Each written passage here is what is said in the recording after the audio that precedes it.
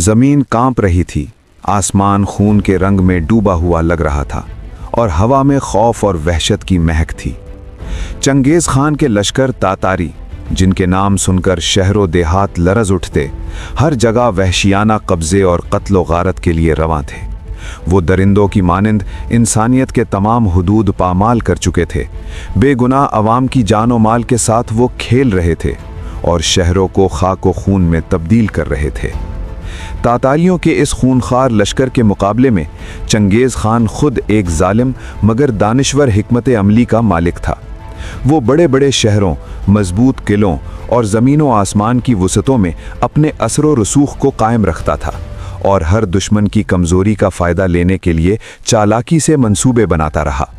مگر ایک نام، ایک چہرہ، ایک شخص ایسا تھا جس کے بارے میں چنگیز خان کے دل میں عجیب خوف پنپ رہا تھا: سلطان جلال الدین خوارزم شاہ۔ جہاں دنیا کے دیگر بادشاہ، امراء اور فوجی تاتاریوں کے سامنے جھک جاتے تھے، سلطان جلال الدین کی ہمت ان سب سے الگ تھی۔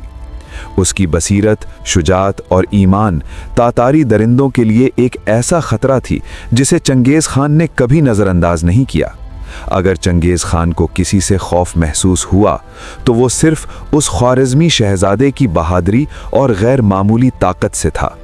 اور یوں شروع ہوئی ایک داستان جو تاریخ کے صفحات پر خون اور شجاعت کے انمول نشانات چھوڑ گئی، جہاں ایک جوان بادشاہ نے دنیا کے سب سے خوفناک لشکر کے سامنے اپنی جان کی بازی لگا کر اپنے لوگوں کی تقدیر بدلنے کا عزم کیا۔